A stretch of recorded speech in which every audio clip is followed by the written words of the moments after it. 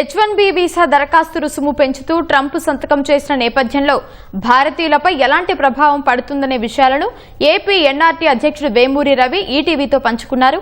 ఆయన అభిప్రాయాలు చూద్దాం. అమెరికా అధ్యక్షుడు డొనాల్డ్ ట్రంప్ తీసుకున్న నిర్ణయం ఐటీ రంగం సంబంధించి ఒక కుదుపులా మారింది. వీసాకు సంబంధించినటువంటి ఏవైతే ప్రస్తుతం ఉన్నటువంటి రుసుములు ఉన్నాయో వాటిని భారీగా పెంచడం జరిగింది. ఈ ఫీజు రుసుము అక్కడికి వెళ్లే వాళ్ళపై సగటున 89 లక్షల రూపాయల వరకు పడుతుందన్నది ప్రాథమిక అంచనా. ఎందుకంటే అమెరికా ప్రకారం $1,00,000 వరకు చెల్లించాలని చెప్పి ట్రంప్ నిర్ణయం తీసుకోవడం జరిగింది. ఇది ఈ నెల 21వ తేదీ అర్ధరాత్రి నుంచి అమల్లోకి వస్తుందని కూడా ప్రకటన చేయడం జరిగింది. దీని పర్యవసానాలు ఏ విధంగా ఉండబోతున్నాయి అనే విషయాలు మనతో పాటు ఆంధ్రప్రదేశ్ ప్రవాసాంధ్రుల తెలుగు సంఘం అధ్యక్షులు, రాష్ట్ర ప్రభుత్వ సలహాదారు వేమూరి రవి గారు ఉన్నారు. ఆయన అడిగి మరిన్ని వివరాలు తెలుసుకుందాం. సార్ నమస్తే అండి. నమస్తే. ఈ ట్రంప్ నిర్ణయం ఏ విధంగా ఉంది, దీన్ని మనం ఎలా చూడవచ్చు? దీన్ని చాలా అపోహలు ఉన్నాయండి. మనం యాక్చువల్గా ప్రొక్లమేషన్లో ఇచ్చిన ఇన్ఫర్మేషన్ చూస్తే మొదట్లో అనుకున్నంత భయంకరంగా లేదు. కానీ ఒరిజినల్గా సోషల్ మీడియాలో వచ్చిన న్యూస్ కనుక నమ్మితే అమెరికాలో ఉద్యోగం చేస్తున్న వాళ్ళకి కానీ, అమెరికా వెళ్దాం అనుకున్న వాళ్ళకి కానీ ఆల్మోస్ట్ అమెరికన్ డ్రీమ్ డిసపియర్ అయిపోయింది అనుకున్నాం. కానీ డీటెయిల్స్లోకి వెళ్ళి చూస్తే స్టిల్ ఇది చాలా వరకు ఎఫెక్ట్ చేస్తుంది మన పిల్లల్ని. కానీ సో ప్రైమర్లీగా ఎవరికంటే ఇక్కడ నుంచి అమెరికా వెళ్ళి చదువుకుని ఉద్యోగం చేద్దాం అనుకునే వాళ్ళకి మట్టుకు ఇది పిడుగుపాటే.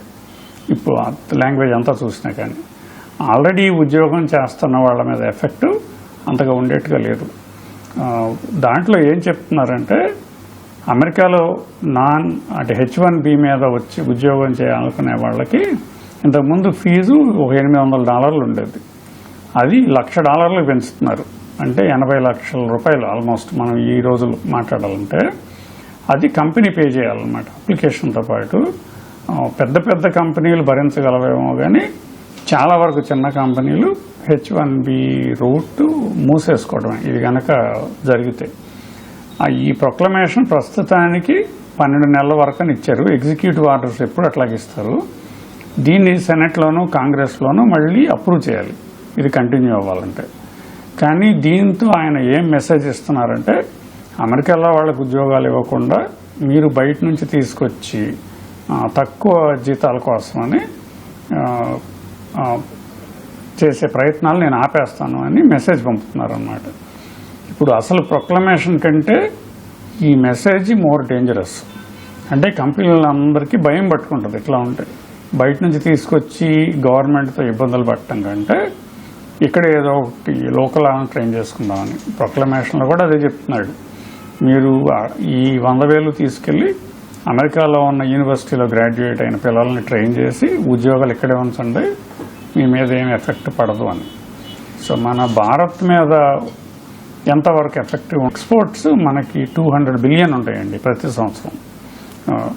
వాటి మీద ఏమీ ఎఫెక్ట్ పడదు. ఎందుకంటే ఇక్కడ ఐటీ కంపెనీల్లో పనిచేసేవాళ్ళు ఐటీ సర్వీసెస్ ఎక్స్పోర్ట్ కింద వస్తుంది. దాన్ని ఈ ప్రొక్లమేషన్ అంటుకోలేదు అసలు. కానీ అక్కడ పనిచేసేవాళ్ళు H1B మీద ఆల్మోస్ట్ 800,000 లక్షల పైన ఉన్నారు. దీంట్లో 70% పైన ఇండియన్సే, అంటే 5 లక్షల చిల్లర మంది. ఈ 5 లక్షల చిల్లర మీద కూడా ఈ ప్రొక్లమేషన్ చూస్తే ఎఫెక్ట్ ఉండేట్టుగా లేదు. కానీ వీళ్ళలో ఎవరికైనా ఉద్యోగం పోయి మళ్ళీ H1B పిటిషన్ అప్లై చేయాలంటే that could be very dangerous. ఆ లాంగ్వేజ్లో అయితే సరిగ్గా క్లారిటీ ఇవ్వలేదు. అంటే అమెరికాలో ఆల్రెడీ ఉంటే, అంటే వేరే వీసా మీద లీగల్ స్టేటస్లో స్టూడెంట్గా కానీ ఓపీటీ కానీ ఉంటే వాళ్ళకి ఇది అప్లై అవుతుందని ఆ లాంగ్వేజ్ చూస్తే అట్లా లేదు. సో ఇప్పుడు ఆయన అనుకున్న ప్రిన్సిపల్ ప్రకారము ఇమిగ్రేషన్ వాళ్ళు ఇంప్లిమెంట్ చేస్తే మటుకు ఇప్పుడు చదువుకుంటున్న పిల్లలకి ఓపీటీ, సిపిటీ అందరికీ పెద్ద ప్రాబ్లం వస్తుంది. అట్లా కాకుండా ప్రొక్లమేషన్లో ఉన్న లాంగ్వేజ్ వర్డ్ టు వర్డ్ కనుక ఇంప్లిమెంట్ చేస్తే చాలా వరకు బతికిపోయినట్టే మనం. ఎందుకంటే మనకి ప్రతి సంవత్సరం ఒక 50,000 మంది వెళ్తారు, కానీ అక్కడ ఉన్నాళ్ళు కనీసం దెబ్బతినకుండా ఉంటారు దీని మూలాన. ప్రొక్లమేషన్లో ఇంకొక క్లారిటీ ఏమి ఇవ్వలేదంటే ఇక్కడ పిల్లవాడు అక్కడికి వెళ్ళి స్టూడెంట్గా వెళ్ళాడు, తర్వాత ఓపీటీలో చేరాడు, ఇప్పుడు H1కి అప్లై చేస్తున్నాడు. వాడికి ఈ ఫీజు అప్లై అవుతుందా లేదా అనేది కూడా దాంట్లో క్లారిటీ లేదు. సో ఇది దెబ్బకు దెబ్బే. ఈ భయం మట్టుకు విస్తృతంగా ఉంటుంది. మన పిల్లలంతా కూడా ఇక America land of the opportunity అది ఒక్కటే అనుకోకుండా వేరే ఆపర్చునిటీస్ ఎత్తుక్కోవాలి. ప్రపంచం అంతా ఓపెన్ అవుతుంది. జపాన్ ఓపెన్ అవుతుంది, జర్మనీ ఓపెన్ అయింది, ఇటలీ ఓపెన్ అయింది, గ్రీస్ ఓపెన్ అయింది. మన కొంచెం లాంగ్వేజ్ నేర్చుకుంటే మీకు అవకాశాలు మెండుగా వస్తాయి. రెండోది, ఇంతకుముందు యావరేజ్ స్టూడెంట్ లాగా కాలేజ్కి వెళ్ళి ఎగ్జామ్ పాస్ అయ్యామా, అమెరికాలో ఏదో ఒక యూనివర్సిటీలో అడ్మిషన్ సంపాదించి వెళ్దామా, ఏదో ఒకటి చేసి బతుకుదామా అనే పరిస్థితి మట్టుకు ఉండదు. మీరు క్లాస్ టాపర్స్ అయితే ఇప్పుడు కూడా తీసుకుంటారు మిమ్మల్ని. ఎందుకంటే ఇప్పుడు అమెజాన్, గూగుల్ ఆ కంపెనీల వాళ్ళకి ఒక ఎక్స్ట్రా 100,000 కట్టడం అంటే అంత పెద్ద భారం కాదు. చాలా వరకు ఇండియన్ కంపెనీలు స్టాఫింగ్ బిజినెస్ చేసే వాళ్ళకి మట్టుకు ఇది almost he's trying to close the door. ఇప్పుడు ఒక విధంగా చూస్తే $1,00,000 కట్టి అక్కడికి అమెరికాలో వీసా తీసుకొని వెళ్ళడం అనేది ఒక కారణం అయితే, అక్కడ జీతాలు కూడా ఇప్పుడు ఏవైతే ఇంత పెద్ద మొత్తంలో వాళ్ళ ఫీజు రూపంలో చెల్లించి వెళ్ళినప్పుడు అంతకన్నా ఎక్కువ జీతాలు అనేది ఆశించడం అనేది సహజంగా జరుగుతుంది. ఇది ఐటీ కంపెనీల మీద ఎలాంటి ప్రభావం చూపించుతుంది అంటే ఇక్కడ ఇప్పుడు ఈ ప్రొక్లమేషన్తో పాటు ఇంకొక బిల్లు కూడా పెట్టారండి. దాని ప్రకారం అయితే అసలు మినిమం 155,000 కంటే పైన జీతం ఇస్తే కానీ H1 ఎలిజిబిలిటీ తీసేయమంటున్నాడు. అది కంపెనీలు అది పే చేయడానికి రెడీ అయితే పిల్లలు టాప్లో ఉన్న వాళ్ళకి మటుకు ప్రాబ్లం ఉండదు. ఇందాక చెప్పినట్టు కొంచెం యావరేజ్గా ఉండే పిల్లాడికి ప్రభావం. ఇప్పుడు ఇండియన్ కంపెనీలు అంటారా, మాకు తెలిసిన ఎక్కువ ఇండియన్ కంపెనీలు ఈ స్టాఫింగ్ బిజినెస్లో ఉంటాయి. అంటే they supply the talent to the bigger companies అన్నమాట. వాళ్ళకి మట్టుకు ఇది మేజర్ డ్యామేజ్. మన ఎస్పెషల్లీ ఇన్ఫోసిస్, పెద్ద పెద్ద కదా TCS, వీళ్ళందరూ మెయిన్ ఇన్కమ్ కూడా అదే. సర్వీసెస్ ఎక్స్పోర్ట్ వాళ్ళకి పర్లేదు దీని ప్రకారం. అంటే అమెరికాలో చాలా మంది నివసిస్తున్నటువంటి భారతీయులకి అలాగే విద్యార్థులకి దీని ప్రభావాన్ని మనం ఎలా చూడాలి సార్? అది ఇందాక చెప్పినట్టు క్లారిటీ సరిగ్గా లేదండి. అమెరికాలో ఆల్రెడీ ఉంటే H1Bకి ఇది కట్టాలా లేదా అనేది ఆ ప్రొక్లమేషన్లో సరిగ్గా లేదు. దాంట్లో ఏమన్నారంటే H1B పిటిషన్కి అప్రూవ్ చేయాలంటే ఆ 100,000 ఉంటేనే మీరు ఆ పిల్లవాడిని లోపలికి అలౌ చేయమని ఉంది. అంటే మరి ఆల్రెడీ అమెరికాలో ఉన్న వాళ్ళకి ఆ 100,000 అప్లై అవుతుందా లేదా అనేది ఆ లాంగ్వేజ్లో క్లారిటీ లేదు. రెండోది, ప్రెసిడెన్షియల్ ఆర్డర్స్ అన్నీ కాంగ్రెస్ అప్రూవ్ చేయాల్సిందే తర్వాత. సో లీగల్ ఛాలెంజెస్ కూడా ఉంటాయి. ఆ లీగల్ ఛాలెంజెస్కి నిలబడుతుందా లేదా అనేది సెకండరీ ఇష్యూ. ఇప్పుడు కంపెనీలకి స్టార్క్ మెసేజ్ పంపాడు అనమాట ఆయన, ఇది నేను టాలరేట్ చేయను, మీరు బయట కంట్రీల నుంచి తీసుకొచ్చి మా ఉద్యోగాలు తీసుకుంటున్నారు అనేది ఆయన భావన. దాంతో కంపెనీలు మట్టుకు భయపడటం సహజం. ఇప్పుడు ఆల్రెడీ ఏదైతే ఇది ఇంప్లిమెంట్ చేయాల్సిన డేట్ రోజుకి ముందు ఆల్రెడీ అక్కడి నుంచి బయలుదేరడానికి సిద్ధంగా ఉన్నవాళ్ళు, అలాగే ఆయన ప్రకటించిన డేట్ సమయానికి అక్కడ చేరుకున్న వాళ్ళకి ఈ మళ్ళీ ఆ కొత్త ఫీజులు వర్తిస్తాయా సార్? ఆల్రెడీ వెళ్ళిపోతున్నటువంటి పరిస్థితి ఉంది. దాని మీద ఏమైనా క్లారిటీ ఉందా? అది లేదండి. రెన్యూవల్స్ దాని గురించి మాట్లాడలేదు. ఆల్రెడీ H1B అప్రూవ్ అయిన పిటిషన్స్కి వెనక్కి వెళ్ళి పెంచుతామని కూడా లేదు. కానీ హోమ్లాండ్ సెక్యూరిటీ వాళ్ళకి ఇచ్చిన ఆర్డర్స్లో US బోర్డర్స్లోంచి లోపలికి రానివద్దని పెట్టాడు. ఇందాక చెప్పినట్టు దాన్ని ఎట్లా అన్వయించుకుంటారు గవర్నమెంట్ ఎంప్లాయీస్ అనేది ప్రాబ్లం ఇక్కడ. అంటే లా ప్రకారం అతన్ని అలౌ చేయాల్సి ఉన్నా కానీ ఇమిగ్రేషన్ అఫీషియల్ ప్రాబ్లం ఇవ్వచ్చు. సో ఇది మనం కొంచెం వేచి చూడాలి, ఇది ఎట్లా ఇంప్లిమెంట్ చేస్తారు అనేది. అంటే ఒక విధంగా చూస్తే ఇప్పటికే అక్కడ ఉద్యోగాలు చాలా వరకు చదువు పూర్తయినా కూడా ఉద్యోగాలు రానటువంటి పరిస్థితుల్లో చాలామంది ఇండియన్స్ వెయిట్ చేస్తున్నారు. ముఖ్యంగా తెలుగు రాష్ట్రాల నుంచి కూడా ఎక్కువ మంది అమెరికాకి వెళ్తున్నారు. ఇప్పుడు సడన్గా ఈ నిర్ణయం రావడం, ఒక పక్క ఉన్న వాళ్ళకి సరిగ్గా ఉద్యోగాలు రాలేదు, మరొక కొత్త వాళ్ళు కూడా వెళ్లే పరిస్థితి కొంత ప్రతికూలంగా ఉంది. ఈ నేపథ్యంలో భారతదేశం ఈ అవకాశాన్ని ఏమైనా సద్వినియోగం చేసుకుంటున్నారు? అంటే ఇది రాడికల్ షిఫ్ట్ లాగా ఉందండి. ఇప్పుడు ట్రంప్ గారి భావన కానీ ఇన్ జనరల్ ఆయన చుట్టూ ఉన్న వాళ్ళ భావన కానీ ఇమిగ్రెంట్స్ని ఆపాలనేది అందరికీ తెలుసు. పోయినసారి కూడా ఇట్లాగే పెట్టారు, జీతం పెంచండి అని. అది పాస్ అవ్వలేదు, ఆ లోపల ఆయన ఓడిపోయాడు. కొత్త వాళ్ళు వచ్చారు, వాళ్ళు పెద్దగా పట్టించుకోలేదు. ఇప్పుడు మళ్ళీ తీసుకొచ్చాడు. సో నెక్స్ట్ 3-4 ఇయర్స్ ఈయనే ఉంటారు కనుక మనకు బాధలు అయితే తప్పవు. దీన్ని ఎట్లా మనం ఉపయోగించుకోవచ్చు అంటే, ఇప్పుడు ప్రపంచ మార్కెట్లో కంపిటేటివ్గా ఉండాలి కదా ఏ కంపెనీ అయినా కానీ. ట్రంప్ గారు 120,000 ఇవ్వమన్నారు, నేను 120,000 ఇస్తానంటే మీ ప్రోడక్ట్ కాస్ట్లు పెరిగిపోతాయి అన్నీ. పక్కన నెదర్లాండ్స్ నుంచో ఆస్ట్రేలియా నుంచో ఫర్ దట్ మ్యాటర్ చైనా నుంచో సిమిలర్ ప్రోడక్ట్ వచ్చేస్తుంది అనుకోండి, జనం అటు మొగ్గు చూపించవచ్చు. సో ఒక రకంగా వాళ్ళ కంపెనీలు దెబ్బతినవచ్చు. కంపెనీలు ఏం చేస్తాయి, ఎంప్లాయీస్ని అక్కడ తీసుకురాకుండా ఈ అవుట్ సోర్స్ సర్వీసెస్ అంటారు కదా, మన ఇండియాకి వస్తున్నాయి కదా ఇప్పుడు ఆ 200 బిలియన్ల ఐటీ ఎక్స్పోర్ట్స్ అని ఇక్కడ ఇచ్చేయచ్చు. అది జరిగితే ఒక రకంగా కొత్తగా పెరుగుతున్న స్టేట్లు మన ఆంధ్రప్రదేశ్ కానీ, ఐటీ కొంచెం డామినెంట్గా ఉన్న బెంగళూరు కానీ, హైదరాబాద్ కానీ కొంచెం లాభపడే అవకాశం కూడా ఉంది. ఎందుకంటే ఇక అమెరికా వెళ్ళి అక్కడ పనిచేసే వాళ్ళని తీసుకోకుండా ఆ వర్క్ అంతా ఇండియాలో వాళ్ళకి ఇస్తే అదే జీతం మనకి ఇండియాలో వస్తే మనకి లైఫ్ స్టైల్ చాలా బాగుంటుంది కదా. సో దాన్ని మనం ఎట్లా అడ్వాంటేజ్ తీసుకోవాలి అనేది చూడాలి. ఇప్పుడు ఆన్ సైట్ జాబ్స్ వరకు తగ్గిపోతున్న నేపథ్యంలో ఎంఎన్సీలు భారతదేశంలో ఏమైనా ఉద్యోగ అవకాశాలు పెంచేందుకు కానీ కల్పించేందుకు కానీ ఏమైనా దృష్టి సారించా? అంటే ప్రపంచం అంతా ట్రెండ్ ఈ మిక్స్డ్ మోడల్కి వెళ్ళిపోయిందండి. అంటే మా వాళ్ళందరూ ఆఫీస్కి రావాల్సిందే అని చెప్తారు. మేము బ్యాంక్ ఆఫ్ అమెరికా కానీ, లాయిడ్స్ కానీ చాలా కంపెనీలకు వెళ్ళాం హైదరాబాద్లో. కానీ వారానికి 2 రోజులే వచ్చేది. మనం చంద్రబాబు గారితో ఇది ప్రజెంట్ చేసినప్పుడు అందుకనే ఆయన డిస్ట్రిబ్యూటెడ్ వర్క్ మోడల్ పుష్ చేయమన్నారు. అంటే 2 రోజులు అక్కడ పనిచేసిన 5 రోజులు వాళ్ళ ఇంటికి దగ్గర నుంచి పనిచేస్తే మనం ఆ ఇంటి దగ్గర పనిచేసే అవకాశం ఇప్పించగలిగితే ఇది యాక్చువల్లీ మా ఆంధ్రప్రదేశ్ లాంటి స్టేట్లకి అది అడ్వాంటేజ్ అవ్వచ్చు బాగా.